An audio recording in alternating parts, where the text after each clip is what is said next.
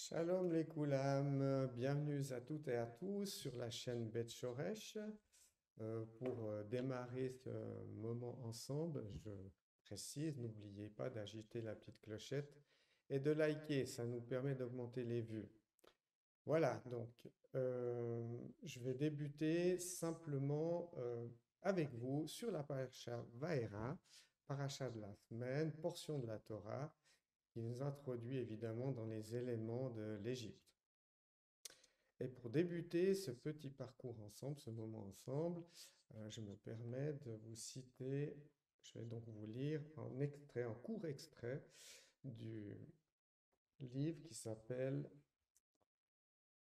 Messilat Yesharim, donc la voie des justes ou la voie des droits du Rabbi le Ramchal, Rabbi Moshe Chaim Luzzatto. Donc, dans cet extrait, dans son deuxième chapitre, sur le titre de la prudence, il dit, en l'occurrence, voici Jérémie, donc le prophète, qui se lamente sur le malheur de ses contemporains, dont la plaie était justement de fermer les yeux et le cœur sur leurs actes, ne sachant point s'ils devaient continuer à agir ou à s'arrêter. À ce sujet, le prophète déclare, aucun ne fait le deuil de sa méchanceté, en se disant, qu'ai-je fait? Tous reprennent leur course comme un cheval qui se précipite au combat. C'est Jérémie 8,6. En somme, tous continuent à suivre leur routine sans se donner le temps d'examiner leurs actions et leurs voies. Aussi tombent-ils dans le malheur sans même l'apercevoir. Et c'est là en vérité un des stratagèmes du penchant à Mam, le Yetzer Hara, une de ces ruses que d'accabler le cœur de l'homme par un travail ininterrompu, de sorte qu'ils n'ont plus de loisir pour analyser et méditer sur la voie à suivre. Je m'arrêterai là. Vous allez peut-être comprendre ces propos, ce développement avec ce que je compte partager par rapport à la paracha. Donc, nous voyons, si on revient un petit peu dans la paracha précédente de Shemot, c'est les âmes, donc les Neshamot, qui sont dans la descendance de Yaakov. Yaakov, ensuite dans le nom, est devenu Israël, qui garderont leur identité dans un autre monde, celui de l'Égypte, celui des impuretés, de la confusion, du travail en continu, harassant, pour construire quoi finalement? La matérialité. Mais on voit que les Bnei Israël ont dû descendre ou sont descendus dans le niveau de l'Égypte. Ils se maintiendront malgré les asservissements quotidiens sur 4 générations. Et ceci malgré le risque suprême qui est finalement l'assimilation. Ce danger persiste encore. Et quel en est le parallèle? Notre monde actuel, ce qu'on voit autour de nous aujourd'hui, nous demande toujours plus de temps. Tout ce qui n'est pas connecté avec Hachem, avec sa Torah et son peuple, avec finalement le service divin. C'est un constat honnête, du moins aujourd'hui, c'est mon témoignage personnel. C'est que tous les jours, je dois choisir. Et là, j'appuie sur le verbe choisir. La voie des justes, la voie de la droiture, et parfois, c'est vrai que cela me fait défaut. Parfois, je n'ai pas mis le poids sur ce qui compte vraiment pour Hachem. Et dès lors, il y a deux mondes qui s'opposent dans ma vie, en quelque sorte. L'Égypte et Israël. Selon la préscience divine, il fallait que l'Égypte soit constituée pour permettre un dévoilement. Dévoilement d'un nom parmi les noms des fils d'Israël. Et c'est bien ce nom-là, celui de Moshe, Moïse, qui verra en face à face le nom du Créateur dévoilé dans les quatre lettres, Yud, He, Vav, He. Je suis qui je serai. Ou peut-être je suis celui que vous voudriez que je sois.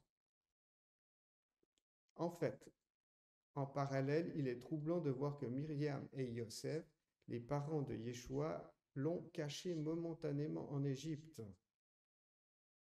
pour éviter le massacre sous Hérode. des enfants mâles, les premiers-nés d'Israël. Il y a toujours une similitude avec l'Égypte. L'Égypte est omniprésente dans toute la Torah. Les pharaons, les différents pharaons, les différentes dynasties, pharaon, paro en hébreu, péra, si on développe un peu, la bouche qui profère ou qui dit le mal, ce qui se traduit par la bouche dans laquelle ne sortent pas les bénédictions et qui ne peut donc pas engendrer en fait ou accomplir le futur. Ce nouveau pharaon, Paro, qui s'est installé au pouvoir dans la génération de Moshe, a privé les Israélites de paille pour faire des briques. Ce qui se traduit par le fait qu'il leur a donné aucun temps de repos, ou presque plus, pour servir Hachem. Et c'est là qu'on fait le parallèle avec Messilat Yesharim, de ce grand rave, qui nous parle de ces éléments-là sur l'Égypte. Donc, en fin de compte, c'est que l'Égypte veut priver les croyants encore plus à ce jour et dans notre génération et les générations futures, pour nous asservir par toutes sortes de choix qui s'offrent à nous, mais qui nous volent notre temps. La course contre le temps. Racheter le temps. On voit la notion du temps dans toute la Torah aussi, au travers de la section du temps, la distinction des temps, des jours. Mais je vais vous apporter une petite lueur d'espoir, si vous permettez. L'Égypte est nécessaire du moment qu'elle a un lieu temporaire et non pas permanent. L'Égypte, c'est un lieu temporaire, mais pas permanent. Vous voyez un peu dans Exode 13, 19, Moshe prit avec lui les ossements de Yosef et les remonta. En fin de compte, on monte toujours en Israël et on descend dans les nations. C'est pas le même niveau, mes amis. Bref, les ossements ne resteront donc pas en Égypte pour toujours, car les Bnei Israël savent tous et connaissent tous le lieu de la présence divine qui repose sur Sion, en RS Israël, et pas ailleurs dans le monde. Je connais des personnes qui passent leur temps à ne rien faire, en fin de compte, ou à part travailler du matin au soir, et qui traversent l'existence assis sur leur argent. J'en connais beaucoup et je discute beaucoup avec de gens partout, et aussi dans le monde du travail surtout, évidemment. On passe beaucoup de temps au travail, hein. Et je discute avec des gens à propos de cela. Et c'est vrai que c'est la préoccupation principale. Donc, le monde leur donne ce qu'il faut pour les éloigner et les harasser finalement de soucis et de travaux difficiles à accomplir du soir au matin. Bien sûr qu'on peut avoir du plaisir au travail, bien sûr que le monde matériel nous est indispensable, on a besoin de parnassa, on a besoin de quoi pouvoir nous vêtir, de pouvoir évoluer dans ce monde pour servir Hachem et porter aussi le témoignage d'Israël. Mais je pense qu'il faut vraiment un équilibre. Et on voit que beaucoup de gens sont dans l'Égypte, c'est-à-dire ils sont asservis d'une certaine manière.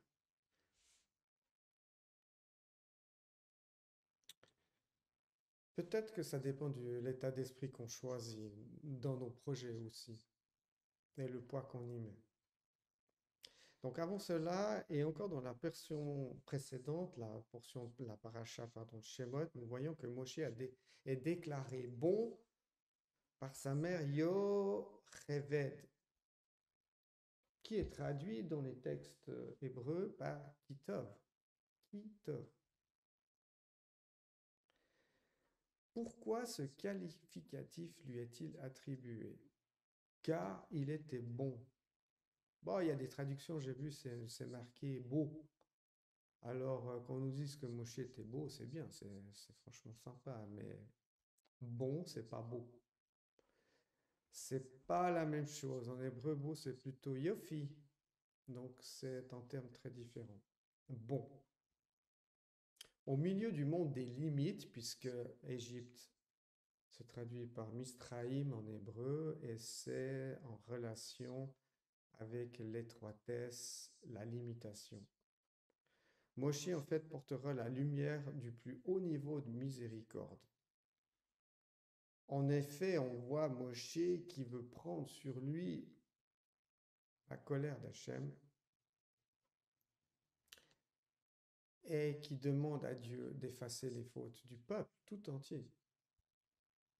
Ça nous rappelle quelqu'un tout de même.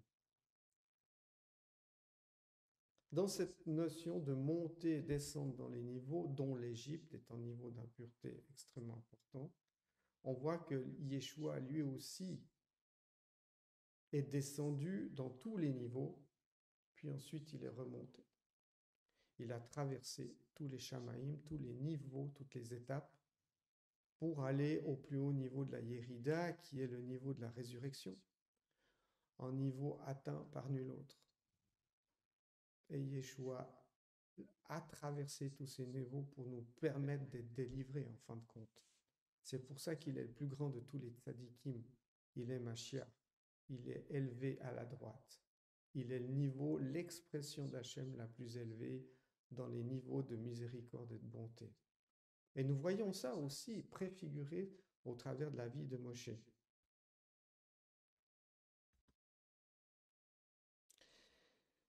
En fin de compte, à travers l'Égypte, il fallait que les ténèbres soient créées avant que Hachem fasse venir la lumière. Ceci comme un exhausteur de saveur ou un outil qui permette de mettre en évidence la lumière. Il ne s'agit pas de la lumière qu'on voit, celle qui m'entoure, celle du soleil, celle du jour. Enfin, aujourd'hui, il fait gris, mais il s'agit vraiment dans notre ADN, d'une autre type de lumière qu'on appelle en hébreu le Ein Sof. Et c'est une lumière infinie, c'est une lumière qui transcende tout, qui est au-delà de tout, au-delà de l'univers. Ce n'est pas celle du soleil et des astres. Donc Dieu dit à Moshe, je te fais Dieu pour Pharaon. Moshe, le berger d'Israël, qui est pour toutes les générations l'emblème de la Torah, sera pour tous les croyants du monde jusqu'à la fin des temps le représentant des valeurs de Hachem, de Dieu, et que nous devons garder et communiquer aux autres, donc dans une transmission. Moshe exerça son pouvoir autoritaire en tenant devant Pharaon le bâton. On connaît le bâton, transformé en serpent. Cet emblème du bâton qui nous donne une révélation importante, car en effet, bâton, maté, j'ai bien regardé dans la Torah, maté, les lettres même, tête et ont la valeur en guématria qui est le chiffre 54. Et ce chiffre 54 correspond aux 54 sections de parachiotes, donc aux 54 sections de Torah qui sont lues en une année, qui couvrent la totalité, qui rendent complet.